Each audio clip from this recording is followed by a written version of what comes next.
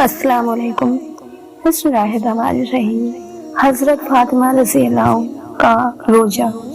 ہجرت کے بعد مسلمانوں کے کافروں کے ساتھ کئی جنگیں ہوئی ہیں، لیکن ان میں سب سے زبردست جنگ خندق تھی، جس میں سارے عرب کے کافر ایک ہو کر مدینہ پر حملہ بولنے آ گئے تھے۔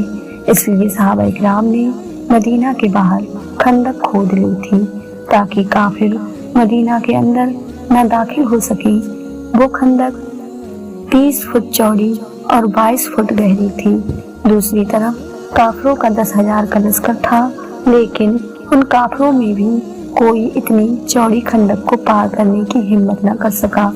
کافروں کا سردار عمرو بن عبد بہت بڑا بہادر انسان تھا اور اپنی زندگی میں 100 جنگیں لڑ چکا تھا، کوئی اس کا مقابلہ نہیں کر پاتا تھا۔ اس نے اپنے گھوڑوں کو دوڑایا اور خندق کے پاس آ کر اپنے گھوڑے کی لگام ایسی تیزی سے کھینچی کہ گھوڑے نے چھلانگ لگائی اور 30 فٹ خندق کو پار کر کے مدینہ کے اندر صحابہ اکرام کی طرف آ کر کھڑا ہو گیا۔ عمرو نے اپنی تلوار ہوا میں لہراتے ہوئے کہا کہ ہے کسی میں دم جو آ کر میرا مقابلہ کر سکے؟ تم میں سے جس کو مرنے کا شوق ہو تو آئے میرا مقابلہ کرے۔ عمرو کو دیکھ کر سب سہم گئے کہ اس کا مقابلہ کون کر سکتا ہے۔ سارے صحابہ اکرام خاموش بیٹھے تھے، کسی میں عمرو سے مقابلہ کرنے کی ہمت نہیں تھی۔ اس وقت حضرت علی کی عمر صرف 21 سال تھی۔ وہ کھڑے ہو گئے اور کہا کہ اے اللہ کے رسول، میں جاتا ہوں اس سے مقابلہ کرنے۔ اللہ کے رسول نے کہا چپ رہو، بیٹھو، دیکھتے نہیں ہو وہ عمرو ہے۔ عمرو نے پھر سے پکار کر کہا کہ ہے تم میں سے کسی کو جنت میں جانے کا شوق تو آئے مجھ سے مقابلہ کرے، میں اسے اس کی جنت میں پہنچا دوں گا۔ ادھر صحابہ اکرام میں کوئی بھی نہیں کھڑا ہوا۔ حضرت علی پھر سے کھڑے ہو گئے اور کہا کہ اے اللہ کے رسول، میں جاتا ہوں۔ اللہ کے رسول نے کہا بیٹھو، دیکھتے نہیں وہ عمرو ہے، عمرو۔ حضرت علی پھر سے بیٹھ گئے۔ تیسری بار پھر سے عمرو نے کہا کیا تم میں کسی نے اپنی ماں کا دودھ نہیں پیا ہے تو آئے اور عمرو کا مقابلہ کرے، جو آئے گا میں اس کی گردن کاٹ کر اسے اس کی جنت میں پہنچا دوں گا۔ حضرت علی پھر سے کھڑے ہو گئے اور کہا کہ اے اللہ کے رسول، میں جاتا ہوں۔ اللہ کے رسول نے کہا بیٹھو، دیکھتے نہیں وہ عمرو ہے، عمرو۔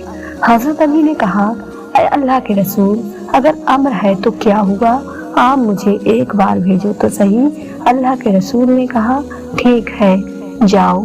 اور پھر اللہ کے رسول صلی اللہ علیہ وسلم نے حضرت علی کے لیے دعا فرمائی۔ حضرت علی اس کے سامنے ایک بچے سے تھے، وہ عمرو 100 جنگیں لڑا ہوا بہادر انسان تھا۔ جب حضرت علی اس کے پاس پہنچے تو عمرو نے پہچانا نہیں اور پوچھا کون ہو تم؟ حضرت علی نے کہا میں علی۔ عمرو نے کہا عبد مناف کے لڑکوں میں سے ہو؟ حضرت علی نے کہا نہیں، عبد المطلب کا لڑکا ہوں۔ یہ سننا تھا کہ عمرو تعجب سے کہنے لگا کہ ارے میرے بھتیجے، تم کہاں میرے سامنے آ گئے؟ میں تمہارا چچا ہوں، میں تمہیں قتل نہیں کرنا چاہتا، جاؤ واپس جاؤ۔ حضرت علی نے کہا لیکن چچا میں تمہیں قتل کرنا چاہتا ہوں۔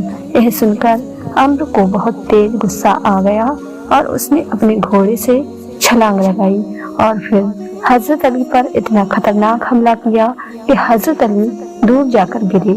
عمرو کے حملے کی وجہ سے ہر طرف دھول اڑنے لگی۔ حضرت علی اور عمرو دھول میں چھپ گئے، وہ کسی کو نظر نہیں آ رہے تھے۔ عمرو نے حضرت علی کے سر پر وار کیا۔ حضرت علی دوسری طرف ہٹے تو وار کندھے پر آ کر لگا اور حضرت علی کا کندھا زخمی ہو گیا۔ اسی وقت اللہ کے رسول صلی اللہ علیہ وسلم نے اللہ کے سامنے ہاتھ اٹھا کر روتے ہوئے دعا کی اے اللہ میرے علی کی مدد فرما۔ اللہ کے رسول صلی اللہ علیہ وسلم نے جیسے ہی دعا کی تو ادھر حضرت علی اٹھے اور اپنی تلوار سے عمرو پر حملہ کیا۔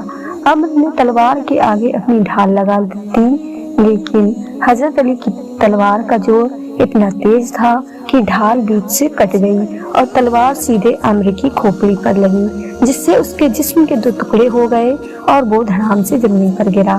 اس واقعے کو کچھ دنوں بعد حضرت حسن و حسین بیمار ہو گئے۔ اللہ کے رسول صلی اللہ علیہ وسلم بچوں کی خبر لینے کے لیے گھر آئے تو اللہ کے رسول نے حضرت فاطمہ سے کہا کہ تم بچوں کی شفا کے لیے 3 روزے رکھنے کی نظر مان لو۔ تو دونوں میاں بیوی حضرت علی و حضرت فاطمہ نے 3 روزے رکھنے کی منت مان لی کہ اللہ ہمارے بچوں کو ٹھیک کر دے تو ہم منت میں 3 روزے رکھیں گے۔ اللہ نے ان دونوں بچوں کو ٹھیک کر دیا تو دونوں میاں بیوی نے روزہ رکھا۔ شام کو افطاری کے لیے کچھ بھی کھانے کو نہیں تھا تو حضرت علی ایک یہودی کے پاس گئے، اس کا نام سمعون تھا۔ اس سے کہا کہ کچھ مزدوری ملے گی۔ اس یہودی نے کہا کہ ہاں، یہ کچھ اون ہے، اس کو صاف کر دو، میں اس کے بدلے میں تمہیں کچھ جو دوں گا۔ حضرت علی اس اون کو لے کر گھر آئے اور حضرت فاطمہ کو دیتے ہوئے کہا کہ اسے صاف کر دو۔ حضرت فاطمہ نے اس اون کو دوپہر تک صاف کر دیا۔ حضرت علی اس کو واپس لے گئے تو اس یہودی نے تھوڑی سی جو دے دی۔ حضرت فاطمہ نے جو کو پیس کر 2 روٹیاں بنائیں اور افطاری کے وقت کھانے بیٹھے تو دروازے پر کسی نے دستک دے کر کہا، اے رسول کی بیٹی، غریب ہوں، کچھ کھانے کو دے دو۔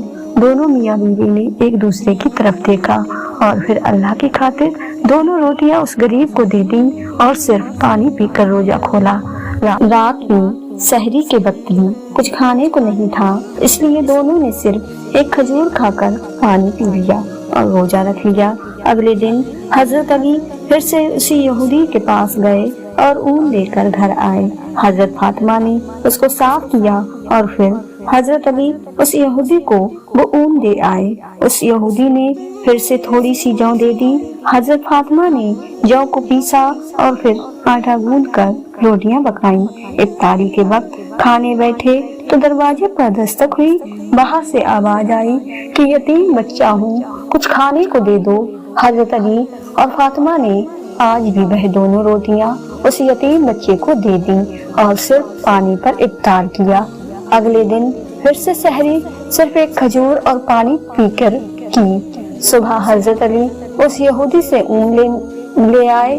حضرت فاطمہ نے اسے صاف کر کے واپس کر دیا۔ اس یہودی نے کچھ جو دے دی۔ حضرت فاطمہ نے اسے پیس کر 2 روٹیاں پکائیں اور شام کو افطاری کے وقت جب دونوں لوگ کھانے بیٹھے تو آج پھر سے دروازے پر دستک ہوئی کہ جنگ بدر کا قیدی ہوں، بہت بھوکا ہوں، کچھ کھانے کو دے دو۔ حضرت علی اور فاطمہ نے آج بھی اللہ کی خاطر اس قیدی کو اپنی 2 روٹیاں دے دیں اور خود پانی پر افطار کر لیا۔ 3 دن کے فاقے نے حضرت فاطمہ کو بستر پر گرا دیا اور بھوک کی وجہ سے وہ بیمار پڑ گئیں۔ اللہ کے نبی صلی اللہ علیہ وسلم کو جب خبر ہوئی کہ فاطمہ بیمار ہے تو آپ صلی اللہ علیہ وسلم بیٹی کا حال پوچھنے گھر آئے۔ حضرت فاطمہ اپنے باپ کو دیکھ کر اپنے آنسو نہ روک پائیں اور آپ صلی اللہ علیہ وسلم کے سینے پر سر رکھ کر زور زور سے رونے لگیں۔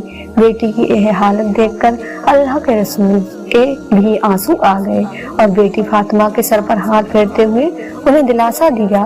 حضرت فاطمہ کے آنسوؤں نے آسمان پر ہلچل مچا دی اور جبرائیل علیہ السلام قرآن لے کر نیچے آئے اور اللہ تعالی نے حضرت فاطمہ اور حضرت علی کی تعریف کرتے ہوئے فرمایا، مفہوم، اے نبی، تمہاری فاطمہ تو بیچاری ایسی ہے کہ 3 دنوں سے خود بھوکی ہے لیکن غریب کو، مسکین کو اور قیدی و یتیم کو اپنا کھانا کھلا دیا۔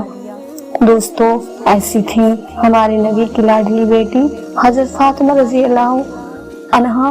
ہمیں بھی ان کے جیسا ایمان نصیب فرمائے۔ پیارے دوستو مجھے دیجیے اجازت، ملتے ہیں اگلی ویڈیو میں، تب تک کے لیے اپنا خیال رکھیں۔ اللہ حافظ۔